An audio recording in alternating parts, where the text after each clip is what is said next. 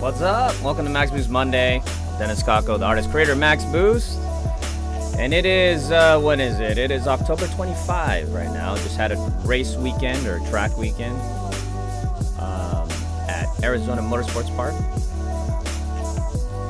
Had a good time out there. Hopefully you guys are jumping in. I'll give everybody a second to jump in here.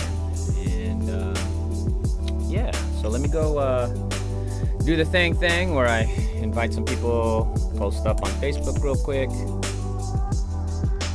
The live. Let's see if it's there. If you're there, please leave a comment. Say hello. I'll say hello back. We love that, and I appreciate you being here. And yeah, make sure you hit your notifications so that you can. What am I trying to say right now? Make sure you hit the notifications so you get notified. So I'm gonna wait for a few people to jump in here before I get started officially. It is acting up.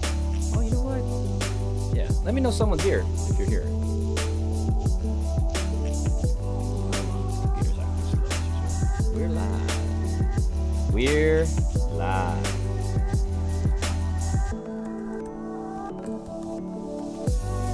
Hey, somebody's here. Awesome. Hit the thumbs up.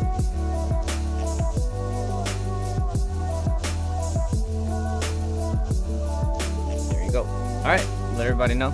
Enough people to know that I'm here. What's up? So how's everybody's weekend? Let me know. We're gonna just, I don't know what today's gonna be about, but I'm sure we're gonna figure it out as far as shooting the shoot. And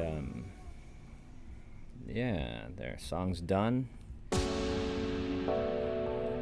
Next song, let me say what's up to everybody. I'm trying to organize my windows over here. Yeah, what's up?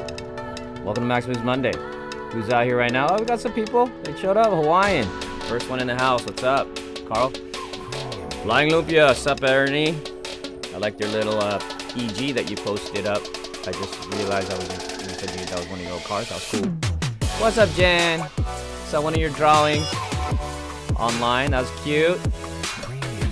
Love it. We've got Brian in the house too. Hello, what's up? Alex Samoski, Colorado, what's up? We got Luis from Tampa Bay with the EM2, Mr. EM2, what's up, man? Patrick Davidson, Monday, hello, what's up, Mr. SC 400 or 300? I'm about to sneeze, hold on.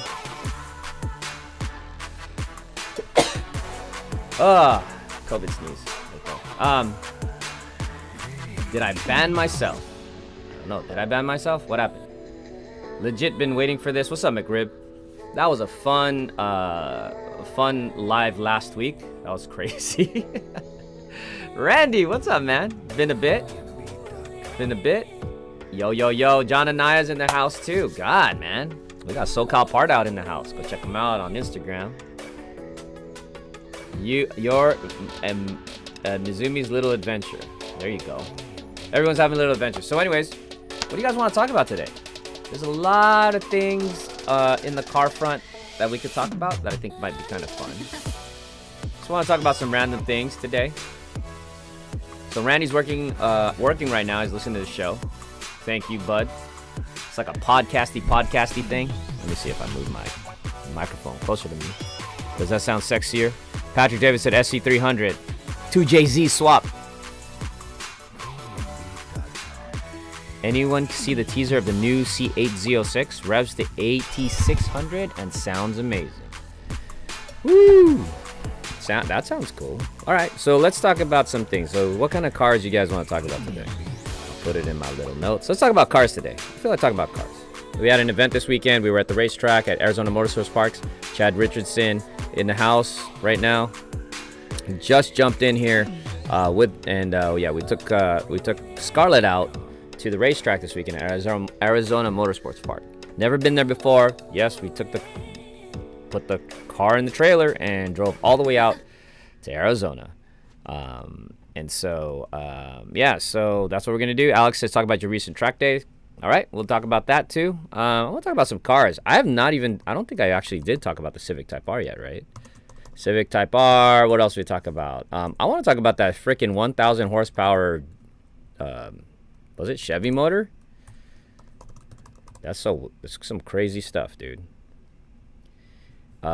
Anyone watch the T50 run at Goodwood? Oh. What is T.50 run Goodwood? What is that? Oh. The 12. It's a Watch T50 first ever public find. I guess that's a new car. What is it? Oh, is it it's a V12. Someone's actually making a V12. That's awesome. Shoot. Oh, the new Toyota MR2. Let's talk about that. All right, let's talk cars. Where did my music go? Why did it stop? It quit on me. Hold on a second, guys. Just play this one. All right, got music back. Let's see. Let's talk about what's up, Loonly. Loonly in the house. C8 Corvette Z06. Let's talk about that. Get some reactions from me. You guys said new SI. Okay. New Civic SI we'll talk about. YouTube put the Honda N1 RS in my recommended list. And honestly, I kind of want one. I actually don't know what that is. So maybe we'll look at that Honda N1 RS. Maybe talk about that. Let's talk about cars all day. This is the new... You teasing me right now? Is there a new McLaren F1? Okay, I'm definitely talking about that. Oh wait, unless you're telling me that the that T50 is a new McLaren F1, or kind of like it, because it is Gordon Murray, right? So for those of you who may not know, Gordon Murray. Oh, that's a successor of the McLaren F1, since it's his design. Okay, got it. Okay. New MR2. We'll talk about that as a hybrid. I know it's been around for a while, guys. Why a lot of people hating on HIN?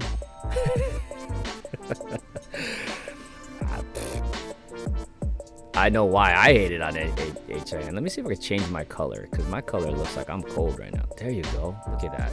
It's so much warmer, so much more vibrant. Let's see if it'll focus. Okay, so let's see. Give me a second. The T.50, I don't even know how to say it, is the new F1. Okay, cool. Episode number 76. Is that where we're at? Good guess.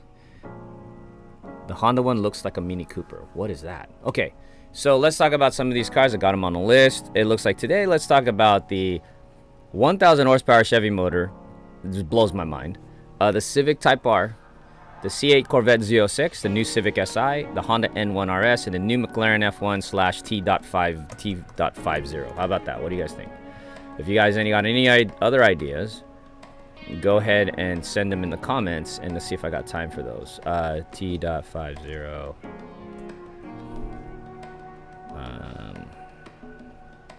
Let's see. Okay. Whoa. All right. And all I'm going to do is just pop up some photos and stuff of each one of these things. And see if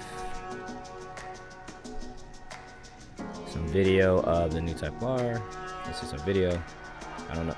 I can't really play video, so forget about it. We'll talk about the new Civic SI. I'm loading up some what do you call it? Some pictures and stuff so we can talk about it. Oh, that's not it. Car and driver. Ooh, racing version with Big Wang. Oh, there is that. There is a racing version with the Big Wang. Civic SI 2022. Top stories. Alright, we'll talk about that. Alright, what else we got on here? Sorry, I'm loading it all up. I promise we're almost done. Honda N1 RS. Honda N1 RS. RS is precious and we must protect it. This one's on. Oh, what the? What is that? Okay. All right, I got to talk about that. I should have even looked at it to get my reaction out of it. And then I think that's it. All right, so let's just start talking about. Oh, I didn't talk about that new motor. New Chevy 1000 HP motor is. There it is, 632. Okay, cool. Which one do I start with, guys? Let me see. Let me look in the comments really quick. That's probably enough to talk about today. And whoa, there's a lot of comments new. I know it's been around.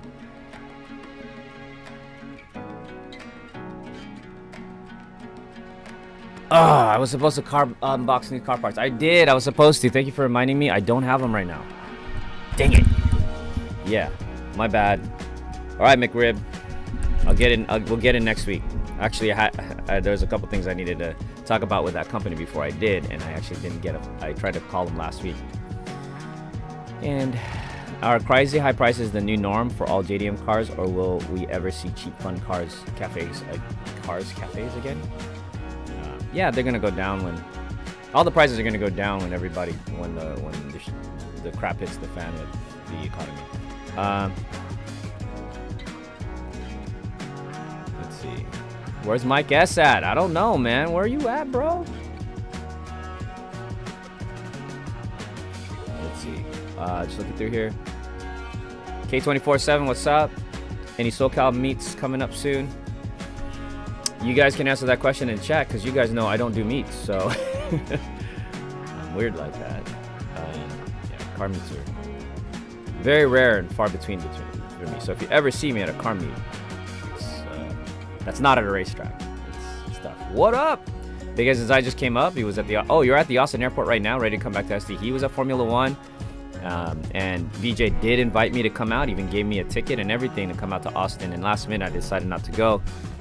Just trying to be safe with COVID and everything else. I just really didn't want to be around 400,000 people over the 3 days. So we could talk about F1 too. I'm going to end with F1 because that was wicked. All right. So, but thank you for inviting me, brother, and hopefully you guys have a safe flight. John says, can we talk about that'll be on my dash? Right on. All right. Let's see. All right, let's go talk about a car, and let me see. Yeah, I don't even know what I would put on your dash yet, John. But you seriously, if you have me draw on your NSX dashboard, it's gonna be pretty epic. It's gonna be pretty epic. Especially if you let me drive the thing on the racetrack. It's props right there. All right, let's see if I can. Let's start with the first thing. Which is the first one we're gonna talk about? Let's talk about the new Civic SI. 2022, right?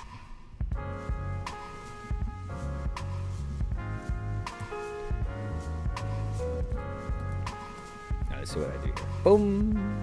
Oh, where is it? Ta-da. Okay. Let's see. Let's fix this properly. Where is the thing? Oh, there it is.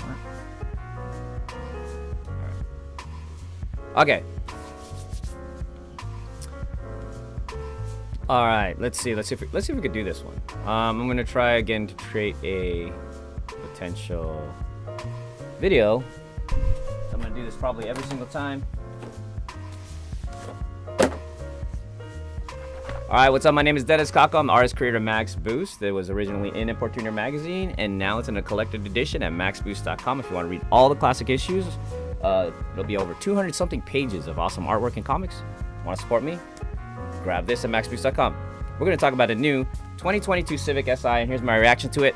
To be honest, I don't know much about the 2022 Civic SI, so you're going to watch me live on this live stream on Max Boost Mondays, trying to figure out what the car's all about and seeing if I like it or not. By the way, I forgot to. Ta-da! Blue lights in the background. Did that even make a difference? Okay. So let's talk about the new Civic SI. I got something loaded up here online. Let's go look at some of the photos. New Civic SI right here. Yeah, and if you're in the comments, go ahead and ask me a question about the Civic SI or any of the Civics that I've driven on track. For those of you who may not know, I have extensively driven lots of Hondas on the racetrack. We own quite a few Hondas, and we love Hondas. So from a performance perspective, I think some people are interested in my opinion about certain things. So let's see. Let me grab the shot right there. All right, cool. So here's a new Civic SI. Maybe I can make this smaller. So here's a new Civic SI. So to me, a lot of people have, I mean, every time Honda ever brings out a new design, people are very polarized. And that's, I think it's a good thing. You know, everybody wants the design to look like last year's design because everyone loved last year's design, and then the new design always looks weird or wrong or whatever. In this particular case, I already trust Honda enough that I take a step back and I try not to judge too quickly until I see the cars in person, and in particular after you drive them. And for the most part, most cars, if you haven't driven them yet or if you haven't seen them in real life, it's really tough to judge on pictures, right? So with the new Civic Si, just to let the cat out of the bag, I didn't initially like the design right away, but it was okay because I thought it was very plain looking, right? And then, but I knew, well, as I was looking at it, it's gonna be good. And I am a fan of the new Civic design. Like I was a fan of the original FK8. When the FK8 came out and everybody blew up, got mad about it. It looks crazy, looks like a kid's car, all that kind of stuff. I loved it right away. So the new SI, awesome. I think the chassis, I'm pretty sure, I'm kind of guessing, this chassis is going to be faster than the last one. Sure, I think everyone said it's a little bigger. Fine. And then more room and more luxurious.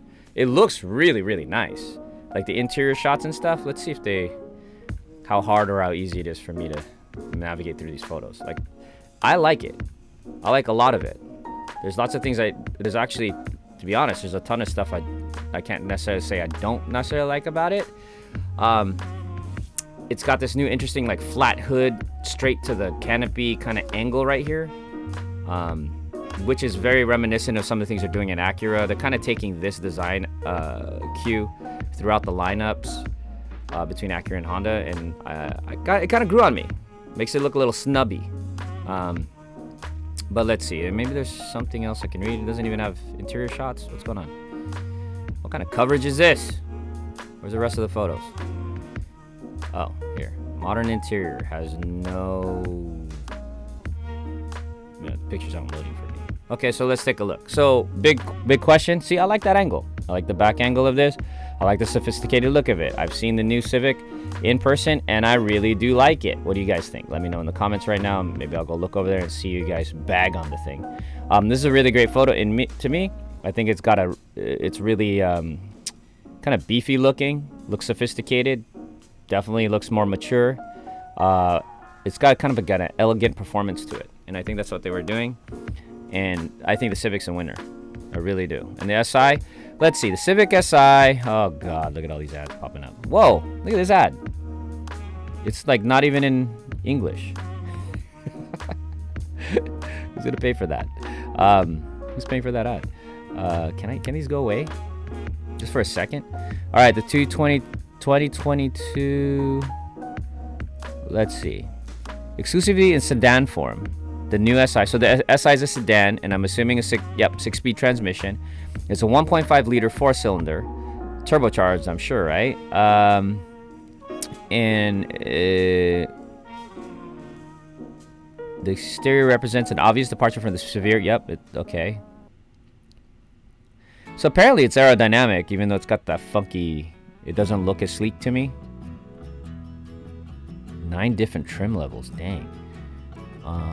Black mirrors and window trim go with the SI. Okay. Dual exhaust tips. All right. I'm trying to. Okay, 200 horsepower and 192 pound-feet of torque. Wow. The 200 ponies are 5 fewer than the 2020 model. Though Honda promises improved response at the top of the rev range between 6,000 peak and 6,500 RPM redline. So it has a 6,500 RPM redline in a 1.5 liter with 192 pound-feet of torque. Peak torque comes 300 earlier than before, now at 18. Oh! Wow. Okay. So the peak torque comes in at 1800. That's like right above idle. That's awesome. The lower spec Civic sedans employ a continuously variable transmission. Okay, don't care about that. 6-speed manual, transaxle, short shifter. Okay. A rev matching system. Oh, okay. So they brought the rev matching system from the Type R into the SI. That's great. Even though I don't like nannies on the track and all that stuff, and I could care less about I love just heel and toe shifting like normal. Even on our Mustang, Chad's Mustang that I compete with in time trial, he has a auto blip in it. It's really cool. I turn it off. I prefer to not have it. But with that being said, even though I love more pure driving, the auto blippy stuff is a pretty cool feature for more people that aren't that serious like I am. So the Honda worked over the SI suspension to improve the new generation's driving dynamics, in addition to stiffer torsional rigidity of the body structure. Okay, so the body is different. So there's chassis stiffening somewhere in an SI. That's great. Oh, the rear track and wheelbase have been stretched by 1.4 inches and 0.5 inches respectively. So it is wider by half an inch, longer by 1.4 inches on the wheelbase. Thicker sway bars, revised springs, and stiffer bushings sharpen reflexes and decrease body roll. Okay, cool. So remember what I was telling you guys about don't be so fixated on 90s Hondas and everybody wants a small car? Look, even on the SI, they go longer on the wheelbase for a reason. There's nothing wrong with longer wheelbases, and you just can't get a long wheelbase in a small car. Long wheelbases haul ass. Telling you guys. So the rear track, and then, yeah, so they stretch it by 1.4 inches and half an inch wider. So that's really cool. I'm curious if it's half an inch wider on where? Where are they going half an inch wider?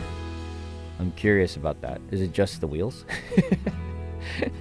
Or is it through the suspension? Is the suspension actually different? Bigger brakes, okay, cool. And the SI also gets tighter steering. Tighter steering, okay. I don't know what that means. But it says through a beefed up steering torsion bar, connecting the steering shaft to the rack and pinion. Okay, so what do you feel in a transmission, in what do you call it, in power steering? What's the difference in power steering? How do you feel like it's beefed up? I have no idea. Individual mode joins normal and sport, comprising 3 drive modes. There's 3 drive modes in this, so it's kind of like a little baby Type R from yesteryear. It's got an idle stop shift system. I don't know about that. That thing's just so weird to me when I'm in a car and it just turns off. I mean, okay. Rev matching, steering, weight, and even the instrument panel's accent colors individually to fit their individual preferences.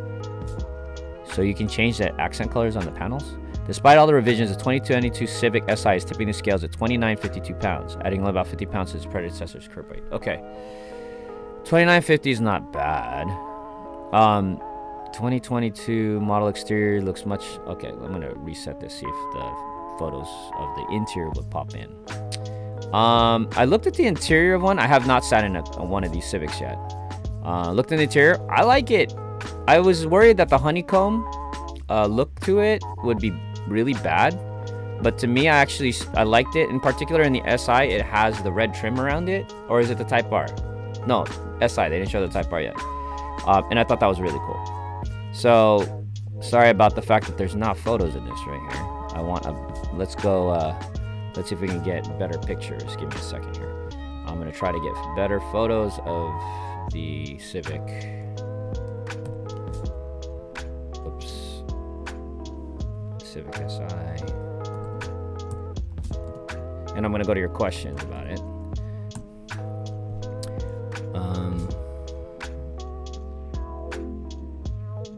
Let's see if this has better pictures. Ooh, look how pretty that is.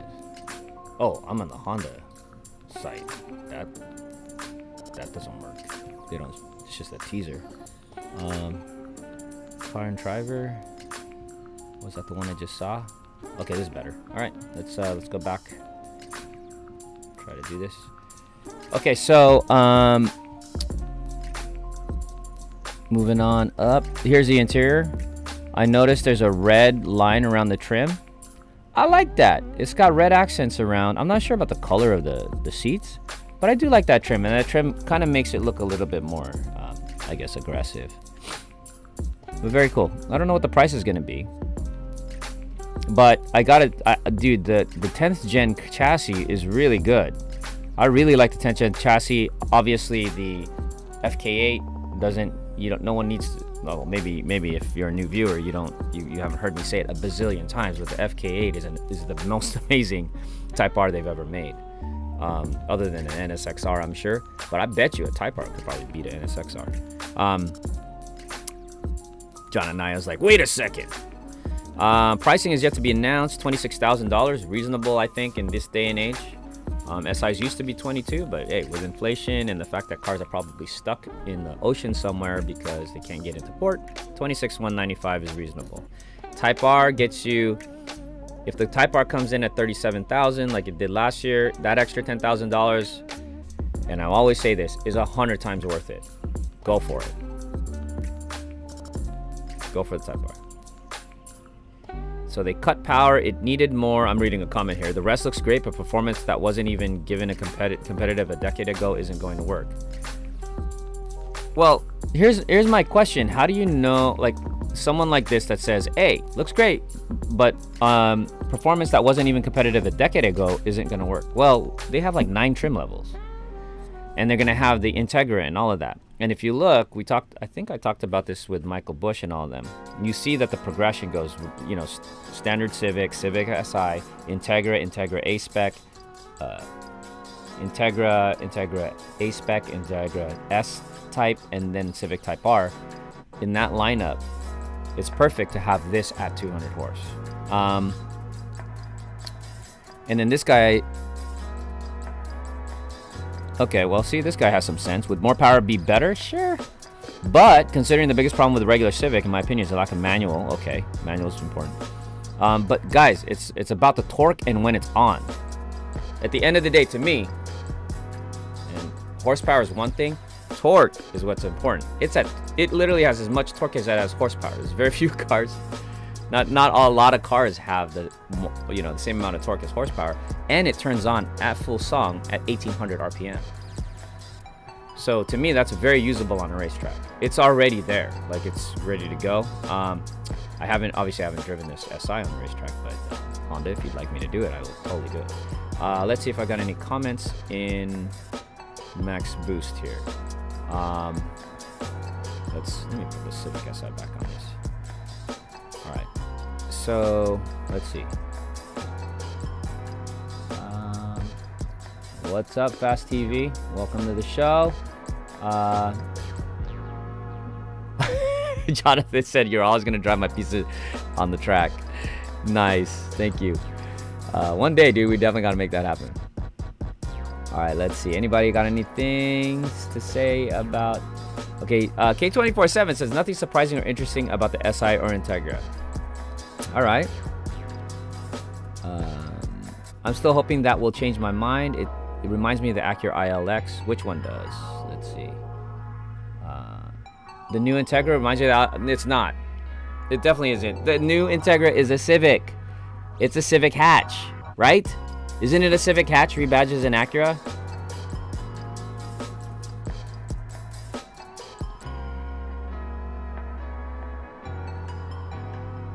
Let's see. Oh yeah, I was actually at a pop-up a couple weeks ago, and I was talking to a guy that bought a zine and said straight up, "This looks like Max Boost," and I was like, "Check out his Kickstarter." That's cool. Thank you, man. Appreciate that. It looks better than the 10th gen, but that is about it. Not too hard to accomplish either. K247 got no love for the 11th gen. Let's see. If it gives me the fizz, I'll get that over an STI, but right now we'll see.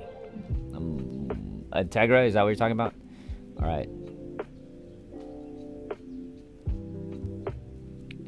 No, dude, I'm telling you, it's not an ILX. It's very much a Civic. Mike S is in the house. Thank God, Mike is here. All right, where's all you guys? It's approaching 300,000. Oh, RSX. No question. No, nothing on the. K24-7, too many fake vents. I never had a problem with fake vents. Just saying. I don't know why. Of all people, I should have problems with it. I don't. Mike's in the house a little late. Had to get the Spooky Dories Witness Protection Program started. Let's see. Ernie sent me a link. Mike says it's a good-looking Civic. Jonathan Anaya says he likes the really new-looking Civic. Subtle and something that will go age very well. I think the 10th gen, oddly enough, is going to be classic. It's just a really, really good design, and I know a lot of people didn't love it because it's just very angular. I'm saying it now, and it's on live, and it's forever. I like the way the new SI looks, but it doesn't kind of work. It kind of looks like a Jetta. If it looks like most new cars are losing their character.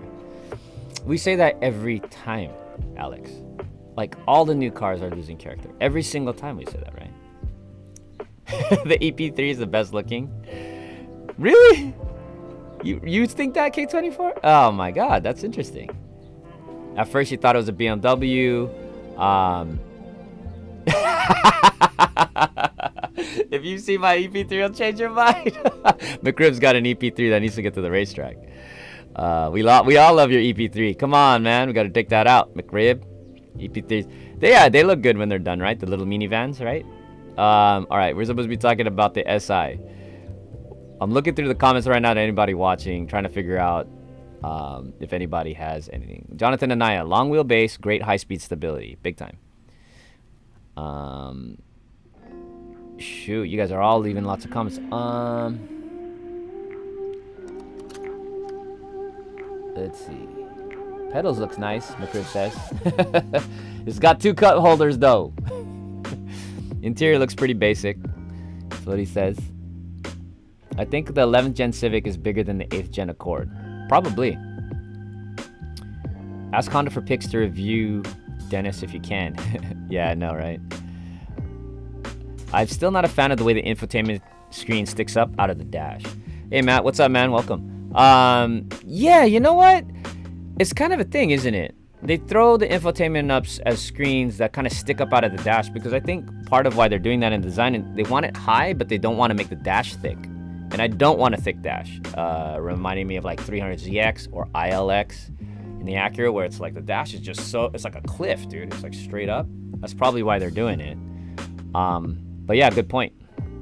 The FK8R wrapped the ring about 5 seconds faster than NSXR. There you go. See, told you. I wasn't kidding. The fully loaded hatch with HPD package is $30K. For the SI, is that what you texted me?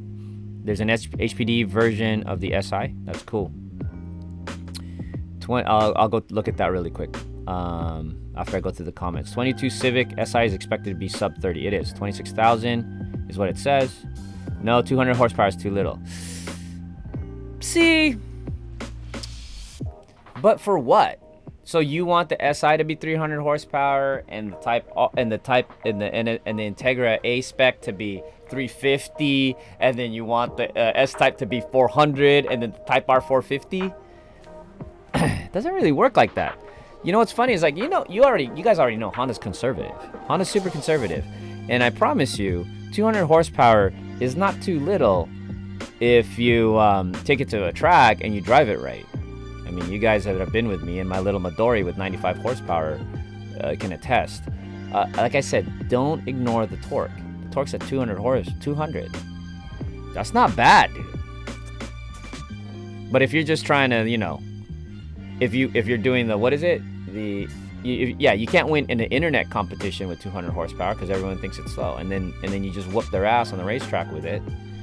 And I promise you, I want to get an SI, or someone give me an SI, and I will go blast around on the racetrack with it, and you'll see how many things we pass. What's up, Hussein? Welcome, man. Horsepower sells cars, torque wins races. It's 100%, guys. You guys need to learn that. You guys have been watching me for a freaking year. I'm going to tell you right now, horsepower is, I won't say overrated, but it's not what you really need. You need torque. You need the thing to go. It's almost people like saying, my car's got a really high top speed. It goes to 200 miles per hour. That's great, but if you're on a racetrack and you never hit 250 miles per hour, that's not the whole picture. You know what I'm saying? As far as performance. Fake vents, extra weights. How much weight is that fake vent, dude? Let's be real. Flying Loopy gonna start an OnlyFans for the new SI. Fake vents, really, bro? Yeah, no, I didn't hate on it. It's really weird. The way that I looked at the fake vent was you can make it a real vent, but no one really did that, did they? No, we did. We actually did that on our FK. Duh. So on the FK, you just get the oil cooler. You put the oil cooler right there, the Greddy oil cooler that we got from Greddy, and then you punch the holes out of that, the honeycomb, or didn't someone design a real vent for that fake vent, and then you use it. Or you use it for brake ducting or something like that. I'm sure factory could have done it, but they obviously didn't think they needed to for some reason. But you know for sure they would not let the new Type R have fake vents, so that's why it doesn't. And that's why I screwed up on my rendering. I actually posted the wrong rendering. Fasty Z says, I'm about to swap on my NSX. You're going to 3.2 from your 3.0, right? Because I think you blew your motor. I'm assuming. If you're telling me you're doing a swap. So, oh man, what happened to the motor, dude? Anyways, on his NSX, on Javier's NSX, for now, I'm looking into a 2021 TLX V6 Turbo. There's a future swap. That's awesome. The SI looks closer to an Audi A3 than a Jetta. I said it from before, right? Didn't I tell you guys that? Many moons ago, I said this thing's gonna have a very European look to it, which I don't think is bad. I don't think it's bad. Long wheelbase, it's more underglow. Hey, you're the show car guy. You know all about that. I think question you are asking, would you put this on 100%? This car would be absolute track car. 100%. I'm telling you, it's gonna be quick. Put me in it. Honda, put me in this car. I will go smash people with this car. Just give me this car, stock suspension, stock wheels. Just give me some fucking 660s, and I will decimate people with this thing. Promise. The only thing you don't like is the spoiler. Looks like a Hellcat. Okay. Yeah. See, I mean, that's the other thing too. That's kind of goes with the kind of evolution of the design, where the Type R is a wing and this is a spoiler, right? And I think it's smart, and it leaves it a clean look. But if you've seen it in person, maybe you'll change your mind. But again, we're in the tuner industry, so we change those things really, really quick.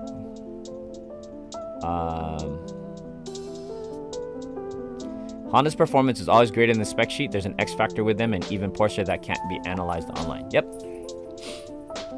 I always tell you guys, Honda horsepower is different. And then also, like, it's just been on the track for 20 years with Hondas, right? They're faster than people realize. And like, I just tracked that FA5 last week. It's amazing how quick those stupid cars are.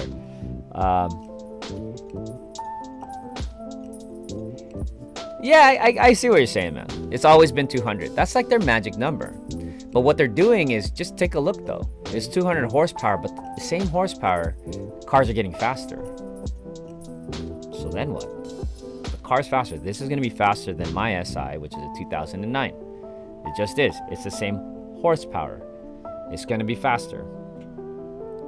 Let's see. Horsepower is torque times RPM. Torque is always important to people who know cars for real, like you. I like the wheels on the car. It does look good. I think the wheels look good. I don't know. What size do they think they are? They probably threw some 19s on this, huh? The Chinese market Integra, yes. It's a Civic. That's what I'm telling you. The new Acura Integra is a Civic hatch. Is that engine to wheel power or just tuned from engine power? I think what you're talking about, the 200 horsepower, is flywheel. I think I wonder, the subtle duckbill spoiler looks really good on the new SI, is what Alex says.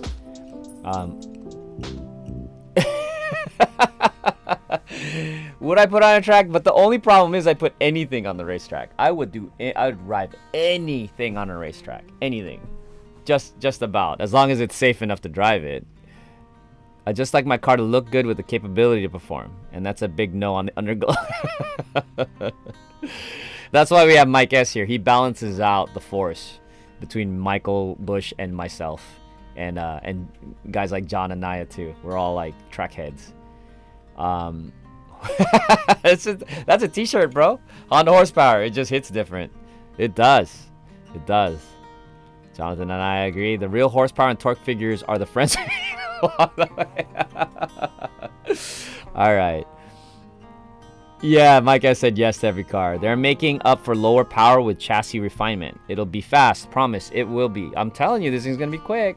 And I'm not going to say quick like internet quick. I'm not going to say quick like guys are going to talk about their times in the quarter mile. And people are like, that sucks. Or that's not fast enough. And, you know, on all of that. Or internet debate. Screw that debate. I'm talking about on a real racetrack where performance actually matters. No talking, just straight up walking. And so on racetrack, one day if I get into one of these things and I can put some tires on it, or frick it, I'll take it stock. I will show you how much faster it is than it's supposed to be. 18s with 235 40s. That's not bad. 235s are not bad. I'm actually kind of shocked that it's doing that way. I was thinking maybe 225s. If it's not, I'll say it here. I'll sell the FK8 and be stuck with the lower SI. What? Why are you going to sell the FK8? Don't sell the FK8. Wait, are you selling the FK8? What's going on here?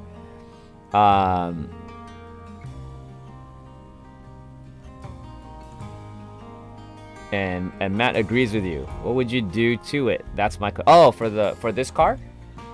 If I had a Civic SI and just like this is my recipe for every car, guys. You guys have not noticed this for every track car that I have. Number one, reliability is number one most important thing above all things. And I could tell you about the track day we just had this weekend. We actually did break the Mustang.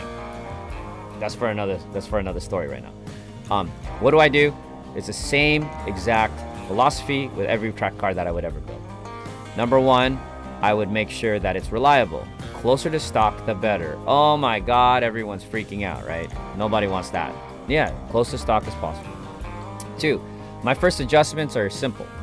Brake pads, because most modern cars are okay, but kind of I'm not patting myself on the back, but kind of at my speed, the brakes tend to not be okay. Not increase the brake size, just change the pads. So you can run some Hawk race pads or something like that. And then fluid needs to be new or, like Motul or something like that. That's it. Go drive it on the racetrack with the tires that are on it. If it's a performance-y car, it's going to have some decent tires. The next thing I would probably adjust is if I really wanted to mess with people is put some Falcon 660s on it and stay in a street class and just drive it stock. You'd be surprised. Another thing I would do is, radiator if you can, and oil coolers for these turbo cars, for sure. Like an oil cooler. That's the other question. The FK8s overheat on the racetrack. Will this? Who knows? That has to be solved right away. So cooling, basically, cooling's really important for a track car. So that's the things I would do. And then the next thing I would do after that is literally just suspension. Yeah, wheels and tires, suspension. So, something like the range of KW V2, V3, as an example, which is a street perform track suspension. And by the way, the V3s, if anyone doesn't know, the KW V3s are like, you can really actually compete on a V3 suspension, even though it's made for the street. Something like that, and have a really good alignment. You're done, son. You don't have to do much. Did you guys notice I didn't say intake? I didn't say, let's make it loud with an exhaust. If you like that thing, that's cool, no problem. I'm just saying I didn't say that. I didn't say headers. I didn't say tune. I didn't say add 50 to the 100 or more horsepower. That's like way later. Those kinds of things, again, you got to make sure they keep reliability in check, so you don't take something from 200 to 350 horsepower and expect it to not have some reliability issues, or even if it doesn't, you're opening the door. And I'd rather have track time than be like 1 second faster a lap, or 2 or 5 or whatever, right? So all right, 100% agree. Cool. If you ever go to the racetrack, you will 100% agree with what I just said, even though it's like, that's so plain and boring. I know. If they really want track performance, they should go back to double wishbone. Not necessarily true. I hated the McPherson strut stuff until it was fast, dude. It's fast. Just stop. It's not the RSX anymore, dude. The things have changed. They've fixed this stuff. It's just good, man. BMWs aren't double wishbone. M3s and all that.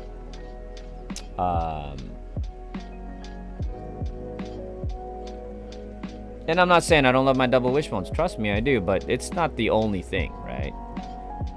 Hola, mis amigos. What's up, Marco?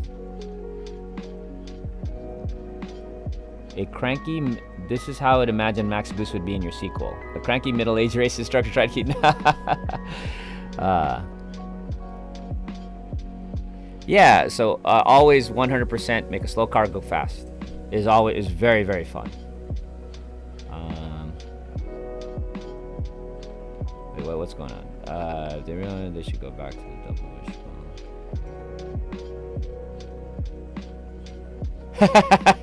Oh, I said Michael Bush is just doing his Michael Bush thing, man. Always saying, always putting his what is it? What is it when you put your? I'm trying to say something like put your mouth where your what the words are. What is the thing? People say I can't even think of that. Anyways, he's always down to like eat his words essentially, and he's just saying that if the SI is not fast, I will eat my words and sell the FK and live with the slow SI. Okay, well you won't have to sell the FK because it's quick.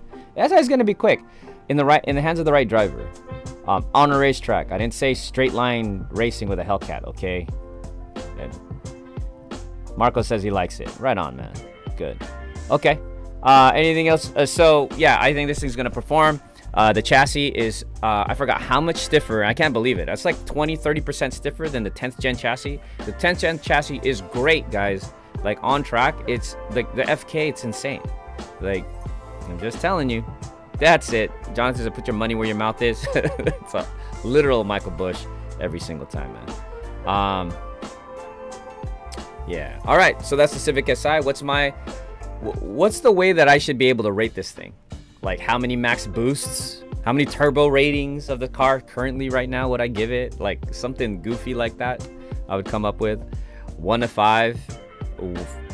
I don't actually think I can rate it because it depends on what it is you're trying to do.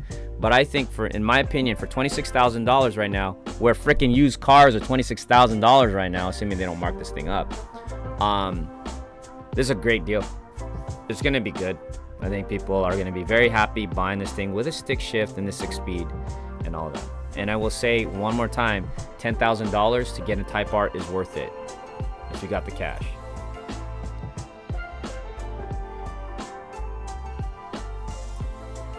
Yeah. All right. So that's it. Let's move on to the next car. What time is it? Oh my God. Is it almost an hour already? I only did one car. How am I going to do? It's 48 minutes. I did one car. Sorry, guys. Maybe I need to speed up. Oh, I got a timer right. And my phone's been going off. Who's texting me?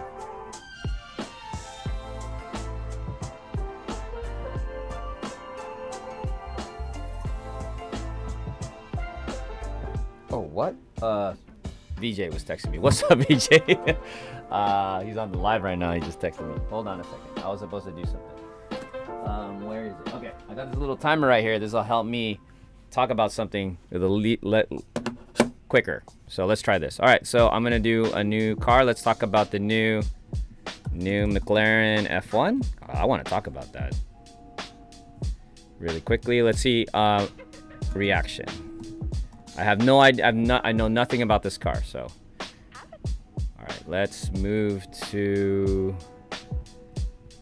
Let me see. All right, this T.50. What is that, man?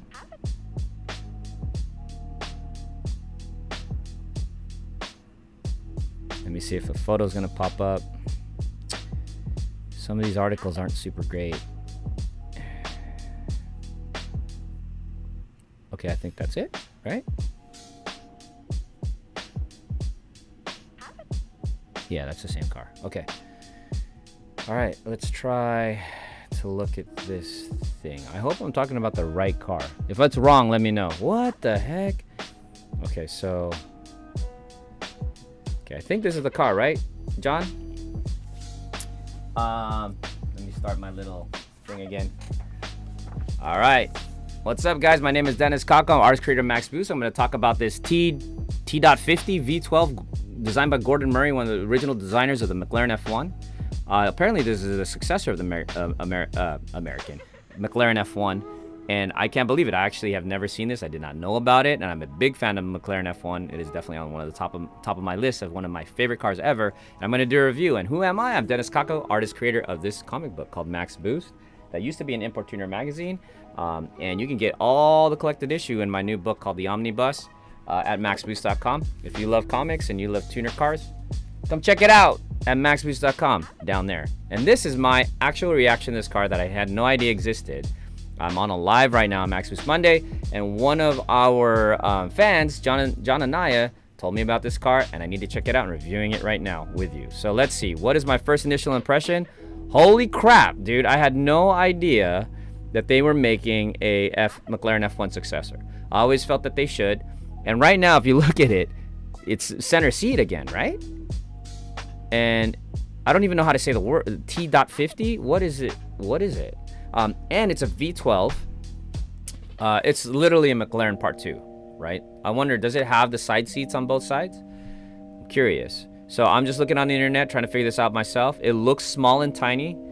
I'm kind of assuming the wheelbase is still long, and it's probably wider than this photo is showing. But let's read a little bit here. It's got the sound. Oh God, I can only imagine. Oh, it's a tiny displacement V12. That's gonna sound really good. It's gonna sound like an F1 car. So a lot of people don't know this, but the V12s, old V12 F1 cars are low displacement, small, and spin very high. So I'm assuming this sounds like that. This car permits the car 5-digit red line.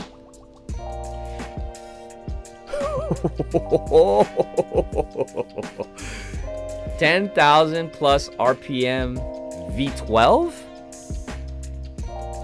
I'm excited. That's nasty, John. Thank you for suggesting this. I gotta play this video eventually, right? Holy crap. 10,000 RPM V12. Is it 0.5? Is a 5.0 V12? It may not look as wild. MR2 Spider headlights and wait, what is this? It's MR2 headlights. What are you talking about? Is this the car? Am I looking at the wrong car? Oh no, Jonathan says yeah, that's it. Okay, all right. Why does it have MR2 headlights? What the heck are you talking about? 5 head cabin? What does that mean? But its exhaust note makes up for an excellent last gasp of naturally aspirated supercar. With turbochargers becoming increasingly prevalent in high school, it's only a matter of time until exhaust notes come in. Okay, so this is naturally aspirated V12. Don't tell me you don't see it too. These are eBay replacement headlights for 3rd generation MR2. What? What is this?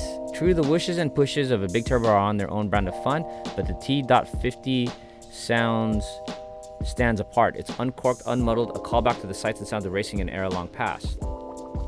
Yeah, you guys already know I'm a big fan of normally aspirated, so especially on racetracks. So that's the car right there. I'm confused a little bit. Is it like just a little project he did? Oh, it's 3.9 liter V12 with a fantastic sound. One of the most exciting cars in the world right now. It's got an incredible Cosworth. Okay, so it's a Cosworth V12. Even better. So Cosworth is a motor builder of race engines out in England. Striking design and marks Gordon Murray's return to the center-seated sports car concept that brought us to McLaren F1. It is center seat. So, cool. Okay, let's play this video a little bit. I think it's okay if I play it down here, right? Oh, I can hear it right now. I don't know if you can. Sorry. Naturally aspirated V12 manual as well. Central driving position, as you can see, Dario sat in the middle there. You can oh, pretty spacey in the back. I don't know if I like that center turbine looking thing. That's kind of fugly to me. Sorry. It might be functional, but I don't like that big center circle. I'm kind of digging the. I like the vent on the top of the hood, obviously for the center. For the mid-engine.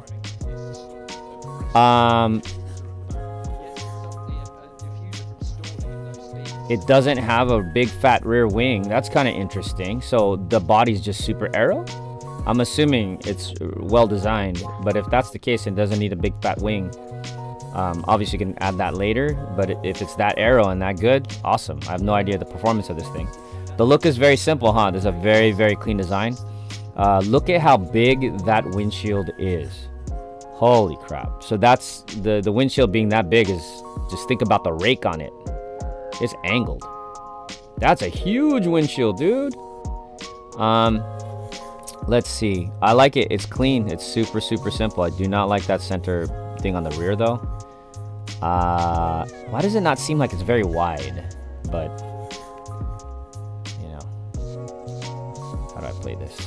I'm digging it. How much time I got left on this? Oh, my timer didn't work. All right, let me see. Where are we at? Timing wise, 48. Let's see, 56, 48. Okay, I've been talking about this about 8 minutes, if I'm correct. And I hope YouTube does not kill my video right now. Okay, I do not like that rear for a lot of reasons, but what is this, dude? I know, man. I know it does something. It looks like it's like a turbine-y kind of aerodynamic-y thing that might be really, really cool. Both exhausts are exiting this way.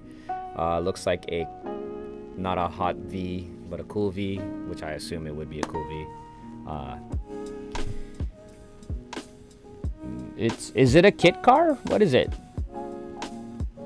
Doesn't look like a full production vehicle, like a really expensive, like the McLaren F1 when it first started. It doesn't seem it's at that level. Is it? This looks like something more low budget. Oh, it says GMC on it. GMP? Gordon Murray. Oh, Gordon Murray. R. Probably GMR. All right, so let me go to the comments real quick. What do you guys got? What are you guys saying? 12,000 RPM redline. Okay, that's crazy. She's a screamer, 100%. Play the sound clip from his YouTube channel. I don't know if I have enough time. 3.9 liter V12. We got that.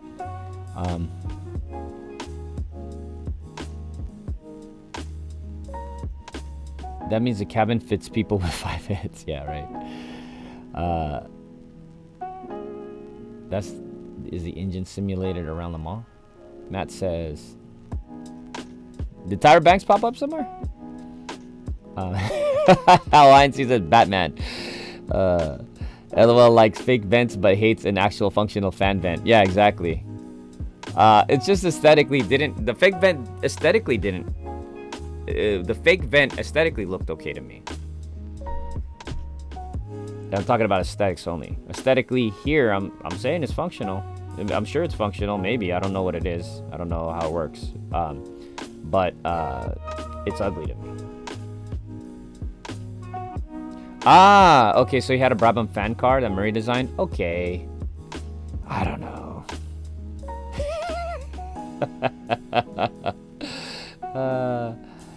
It actually works and makes up the downforce without the wing. So that's real that's like super aerodynamic right there.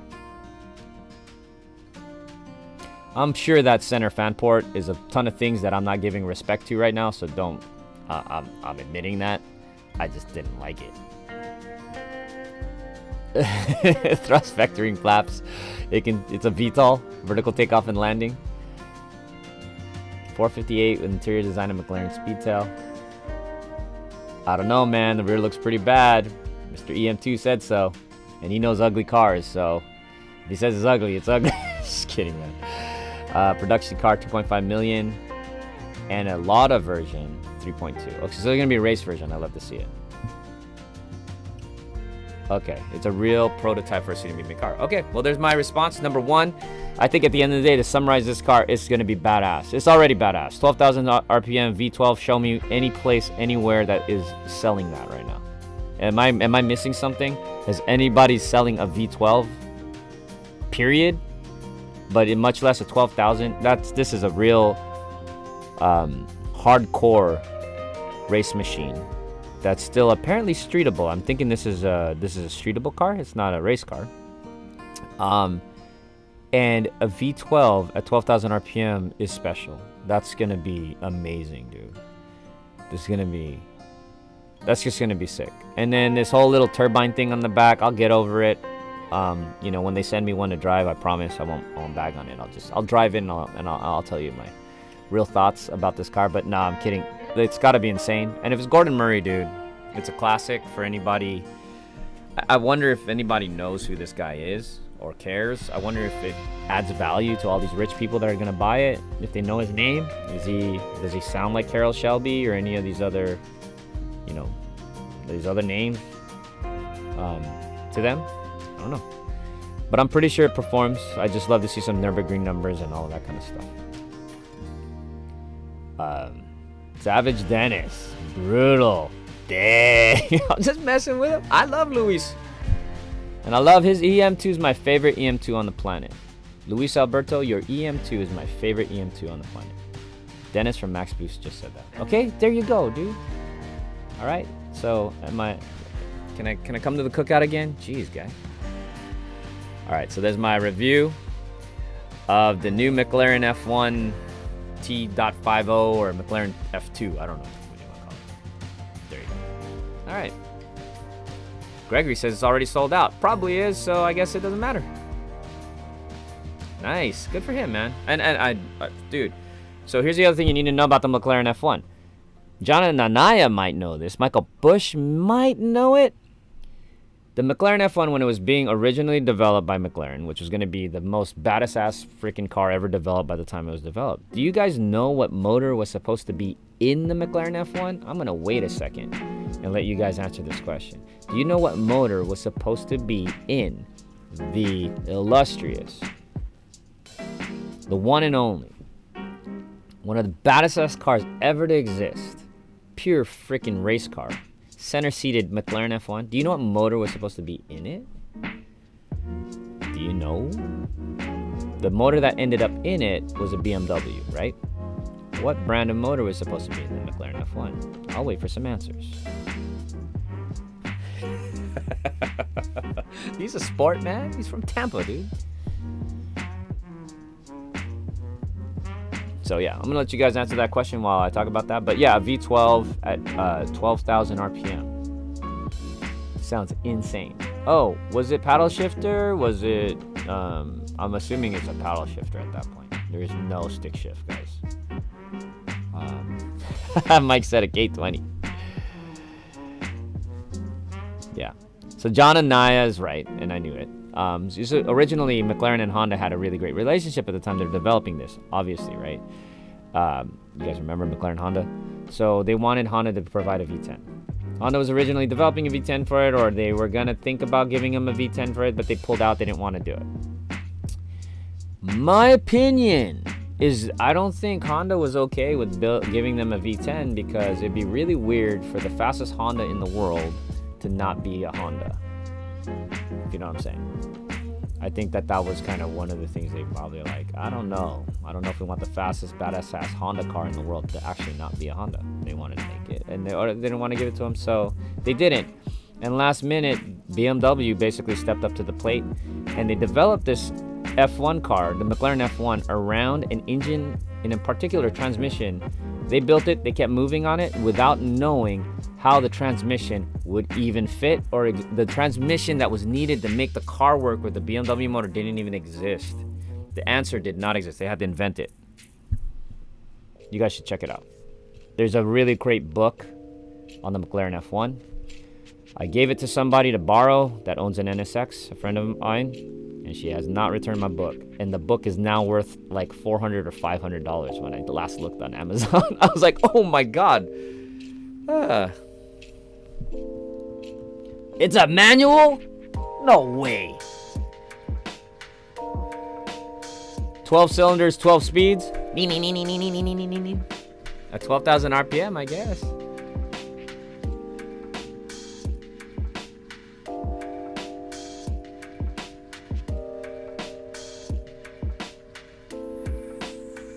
No way, Michael Bush. Oh, that's one differing opinion me and you have, man. Woo! F1 is sick, dude. That thing was purpose built.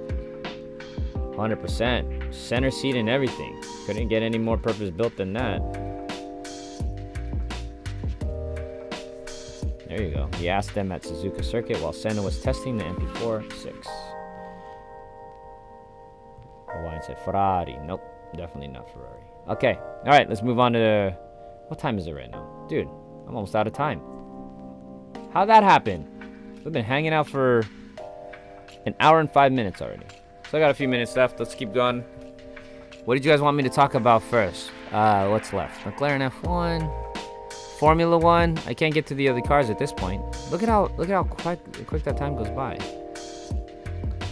What's the next one I should talk about?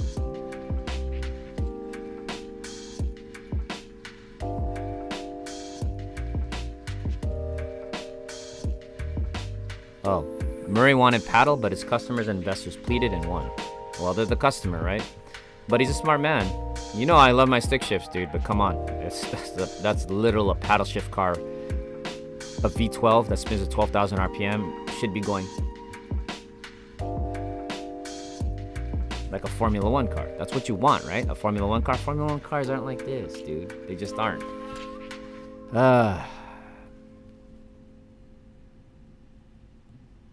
That was amazing. CLK GTR, for sure. All right. Okay, what's next? What do you guys want to talk about? What I got here? Let's talk about... I think this is an easy, fast one to talk about, so... Let me see. Where'd it go? We'll talk about this one really quick, because I think this is easy to talk about, and I think might be kind of fun if you guys haven't seen it already. I did post it on Max Boost Monday, on the Max Boost Max Boost Facebook. So let's see, what is this? What is this called? All right, I'm gonna change the header real quick, guys.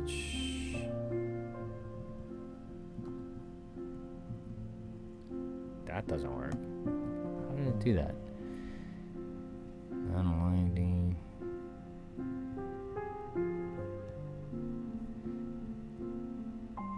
Why is it doing that? All right, I'll see what happens. All right, let's talk about this crazy engine right here. Did you guys see this thing? This thing is ridiculous. It's a crate engine from Chevy.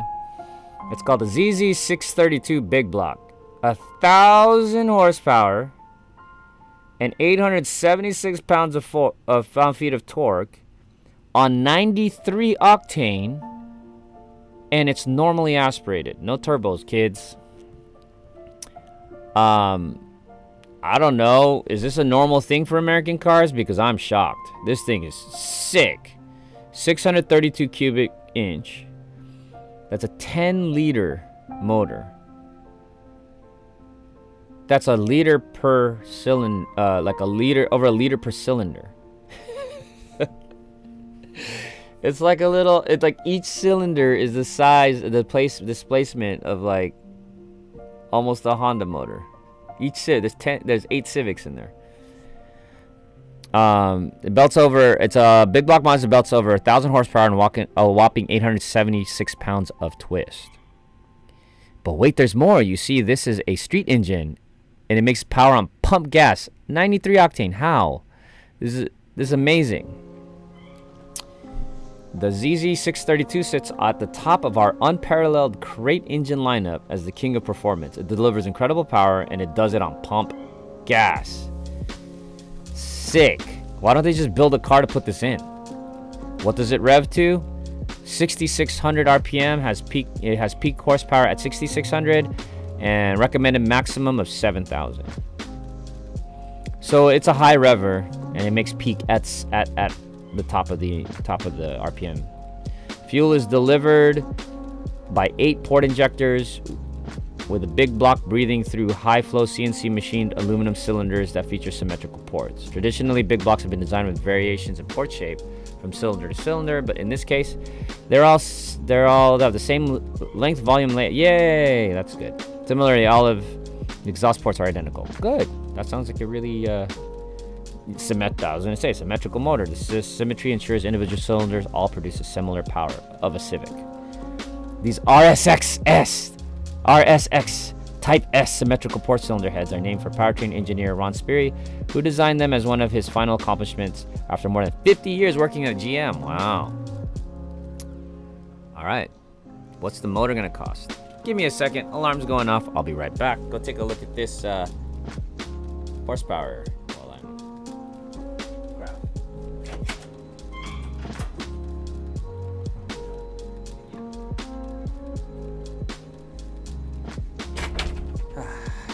And yeah, so it's a high rever. It's a Honda.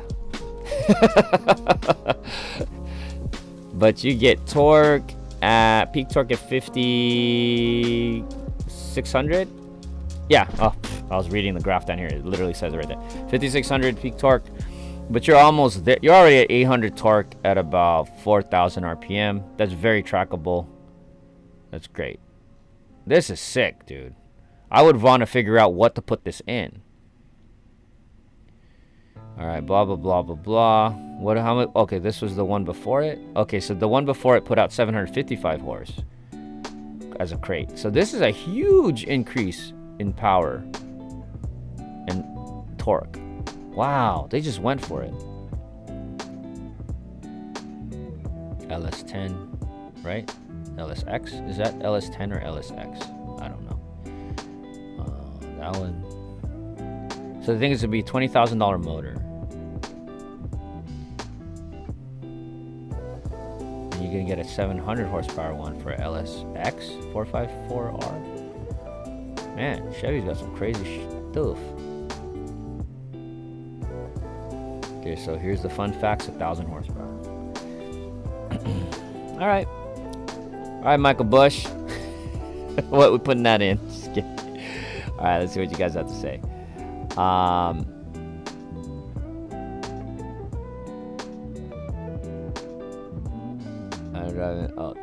America. K24 says it weighs 500 pounds. Doesn't matter what that engine weighs. All right, they are having a few builds that will be at SEMA with the 632. Matt knows that. That's cool. Yeah, I'd love to.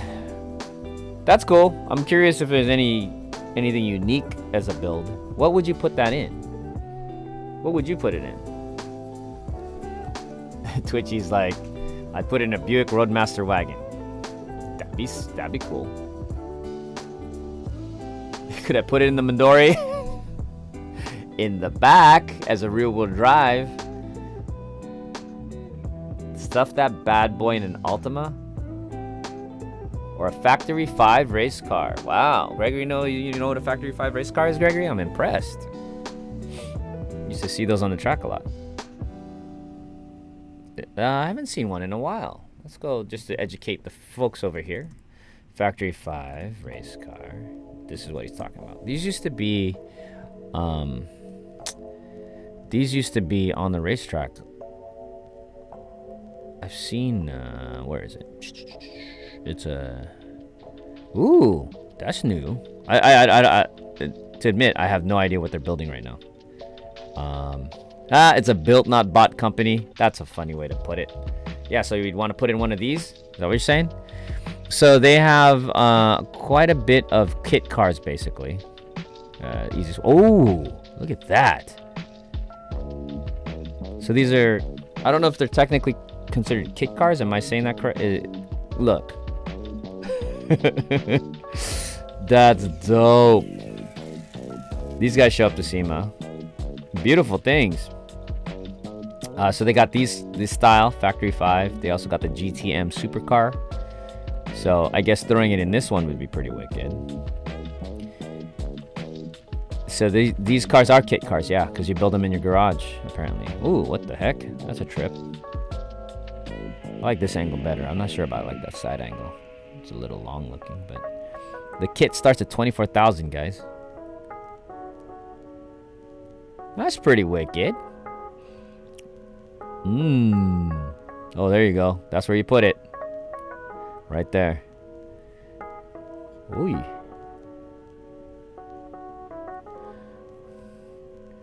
Alright, so let's see. Ooh, Coney. APR wing. That's a big APR wing, dude. Alright, I don't know how to get out of here. Oh, there. Alright, cool. Oh, what else do they got? They got these. You throw on one of these. Oh, what is this? Oh, crap. You can throw on those. They make these kits. They make these kits too. Look at this one. Come on, internet. Let's go. Yeah. Fun. Look at that. It's like a shoe. Looks like a shoe. Alright, what do you guys think? Stuff it in a Honda City. Chad's like, throw it in the Mustang. Oh my god, dude. There you go. Couple Camaro. She would handle. Well, it already has a V8 in it, so just putting it in anything with a V8, it's just going to be a big plus, plus, plus. You put in a custom flatbed hauler. 818 has a Subaru motor in it. I tend to avoid anything with Subaru motors in it.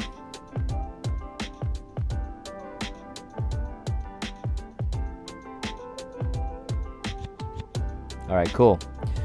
That's fun. Dang, dude. 1,000 horse.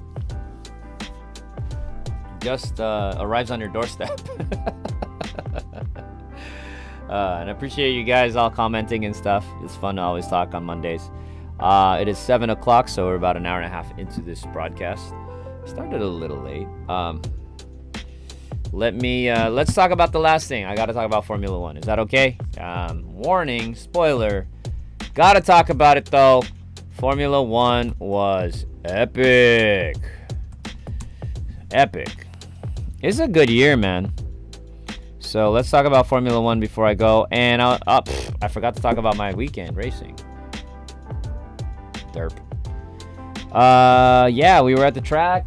Brought Scarlett out. Just long story short, that Mustang 5.0. Maybe I'll talk about it next week so I have more time. Chad's on the broadcast right now. He got it. The car's been awesome. Scarlett's just been so much. Named Scarlett. It's been so much better than it's ever been. And just to kind of cut to the chase here, on Sunday the car broke. So we not catastrophically.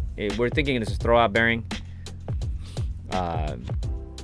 Clutch, transmission, that kind of thing. Sound coming from there. It's hard to shift into gear, or doesn't want to shift anymore. But the thing's hauling butt. It's getting faster.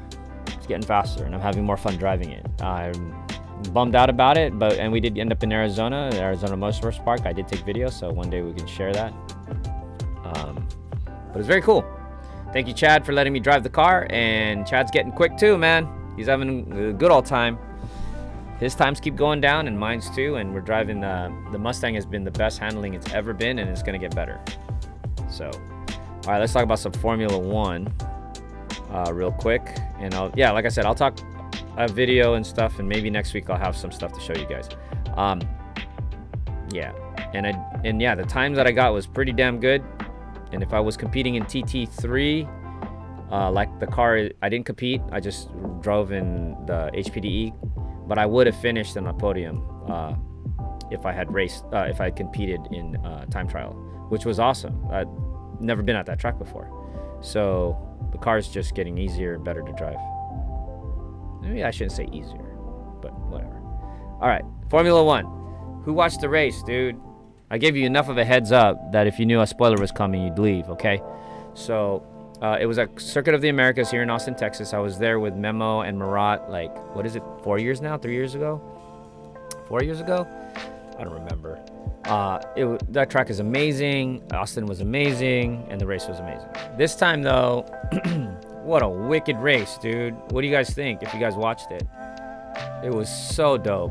I was one of those where I was like, there's no way. I already saw it. I was like, Hamilton's got this one in the bag. I thought Hamilton was going to win. But somehow, some way, Mr. Max Verstappen, he was able to, I'm going to take that out, stupid ad. He was able to pull it out. Killed it. I want to talk about it a little bit when this freaking ad goes away. Oh, that's an interesting commercial. But yeah, how sick was that, dude? So for those who didn't watch it and don't mind the spoiler, Red Bull did get pole, and Checo, the other Red Bull driver, got third, and Hamilton was in second with Mercedes. So, and then right off the bat, Hamilton got a better start in Austin. And the weird thing about Austin is like the second place car, I think, is in a better position on the start than the first place car. Second place is on the inside of turn 1, which I think is better in some weird way. I mean, I think it's debatable. I've never raced there, so I don't know. But, anyways, Max lost the position right away by turn 1, and then just basically following Hamilton around. What they ended up doing was it's a two pit stop strategy race, and they ended up pitting like way too early. I was like, oh crap. And Mercedes is sitting there going, okay, you guys pitted way too early, and we're not going to respond to that. And they stayed out. And then Hamilton comes in, pits, tires. They went out early, and they did the undercut on Hamilton. And then, so they're bouncing around. Hamilton's catching up, I think. I'm kind of barely remembering at this point. I don't know why. It was just yesterday I watched it. And then they do the unthinkable. Red Bull throws Mercedes for a loop by pitting on the second pit stop super early. I was like, what? I was so irritated. I was like, why did they pit that early? There's no way Verstappen's going to be able to hold off Hamilton. And so what they did was even though Verstappen got on fresher tires and pitted earlier, Hamilton stayed out so that he can get fresher tires later and come catch up and pass him in the last 3 laps. They've done that before. They do that to each other. And that was happening. And so when Hamilton got his fresh new tires, he was coming up on Verstappen, and it was like just like the old days where it's like, here's Verstappen, here's Hamilton, and as they start reeling him in, there's nothing you can do. You're like, he's like a shark, blood, water, injured tuna. Like, I was like, oh, that's over. I really thought it was done at like 10 laps to go. There's no way Verstappen with tires that had nine more laps on them or something like that, and 9 long laps at Coda, was gonna outperform Hamilton, who's just really good at mowing down people at the end of races. So I thought it was just gonna happen again. But for some reason, Verstappen, maybe he was a little coy, but he let Mercedes get to about 2 seconds, and then he just turned it up. Not only did he turn it up, but I also think Mercedes had an issue with following the car, because aerodynamics get really messed up when you're following a car in Formula One. That you have to compensate for that you don't handle as well, and that made it harder for Hamilton to pass Verstappen. But either way, I think it was just pure driving on Verstappen's part to keep a car that was on horrible tires ahead of Hamilton till the end of the race. That was so wicked. I loved it. Anyways, I'm gonna look in the comments here.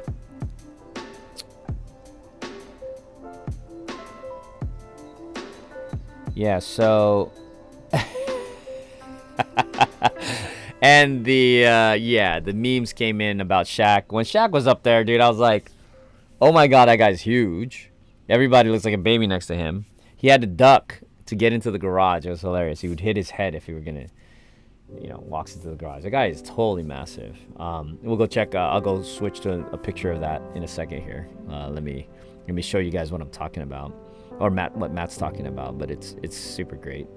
Let's see. Shaq podium. ceremony F1. As the images are hilarious. Here's one. Let's just take a look at this. Where's the picture? These are all memes. Dude. Here's a real photo. Here's a real photo. Look at this, guys. Look at how big this fool is. Dude. Whoa. Look at this. This is how big he really is. He's taller than Hamilton on the step. Oh my god, dude. Yeah, what I really wanted to see was him standing next to Japanese driver Yuki Tsunoda, who I think is like 4 foot something. That would have been hilarious. So yeah, that was great. Hawaiian C watched halfway. Which half? The first half or the second half? Max in pole position, but Hamilton starts on the left. Yeah, I mean, there isn't a typical like side you necessarily start on, because there's also the distance. Sometimes it's hard. This one is kind of debatable, in my opinion, as to where you'd want to start. But bottom line, Verstappen. Bottom line is Verstappen had a so-so start and Hamilton had a great start. Yes, dude, you missed one of the best endings of all year. Yes, sir. And the championship is at stake right now. So Verstappen's only 12 points ahead with 5 races to go. It is close. Pole is on, yeah, Mike, pole is on the racing line, which is usually the best place to start, but Austin kind of flips it around. Yeah, it's a weird, Austin's really weird about it, and they know it. So I wonder if they'll ever change it. He feels like he's in a real, because I would want in Austin, I would want to be on the inside. Because the way that the track is, I've never driven on it, but I feel like it's just a good place to be, dude. Also was the issue with Gasly. I believe Gasly was suspension. Last race, that track is really bouncy apparently. And it ate up Sebastian Vettel's suspension. Was it last year or the year before? I don't remember. But he literally broke. The car broke. And they were starting to avoid certain curbing to make sure the cars don't break. But they bounce a lot. That track is kind of brutal. Even your 7 and 4-year-old were stoked for those 5 laps. Yeah, it's like watching a shark trying to catch a tuna. Like I said, an injured tuna, and the tuna got away. It was definitely a bold strategy, but Max saved his tires for that last spurt, and it was incredible. This is one of those things that you watch as a race car driver or anyone that's ever raced or understands tire degradation for real. Like, you've driven on a racetrack and you realize that as the laps go on, your tires really start to give up. They're like, no more. And to pull off laps and to keep someone away while your tires have given up on you is so difficult. And somehow this fool ends up goes faster on his really old ass tires. Dennis, I'm falling asleep. Why are you falling asleep, dude? What am I not doing? Especially against Ham, who is arguably the best tire manager in the game. Yep, Hamilton's good too, man. Even though he complains about his tires all the time. And dang, he's tall. All right.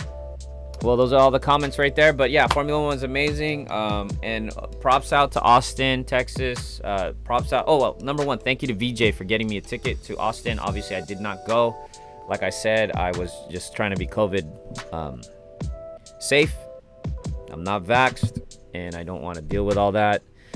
And I just kind of needed to be home, even though I was at the racetrack this weekend. But yeah, dude, I just didn't want to get 400,000 people and all that stuff. And, so just trying to have a healthy respect for COVID. Yeah, but thank you so much, VJ, for giving me the opportunity to go out. I appreciate that. Let's see. Are you guys still there? Anybody still there? And then, yeah, next year, Austin. VJ was talking about Miami. I think Miami would be sick. But yeah, when things settle up, get hopefully back to normal next year. That'd be really cool. Great racing. And yeah, one of the best seasons in a long time, I think. And of course, I'm happy because Honda's winning, right? I mean, you know that. That's my thing. Oh, the music was too slow. All right, we can change the music for you, dude. Yeah, you're right. It's a little slow. Huh? I paid someone to make that mix for me. You know that? It's too slow. This one's called chill, but it's less chill. All right, guys. Well, I appreciate you guys. Thank you for checking us out, Max Boost Monday. See me next week, 5:30 Pacific Standard Time on Max Boost. And you know what I keep forgetting to do is read an issue of Max Boost to talk to you guys about about Max Boost itself. I keep forgetting to do that. So next week, remind me, and then also talk about, maybe I'll go over these cars that we forgot to talk about next week. But yeah, gotta go over those issues of Max Boost, tell you guys some behind the scenes stuff of all those issues. But I appreciate you guys tuning in every Monday. You guys make my day. And we're gonna talk about some of the track stuff that me and Chad did this last weekend. I'll get you guys some photos and all of that. And this week I'm trying to work really hard on the new Max Boost Omnibus. We're getting stuff together on the new book. I think Mike mentioned it. I'm excited about that, and you guys will get some updates pretty soon here. Okay? All right. Love you guys. Appreciate you guys. Keep boosting, and I'll see you next Monday. Laters.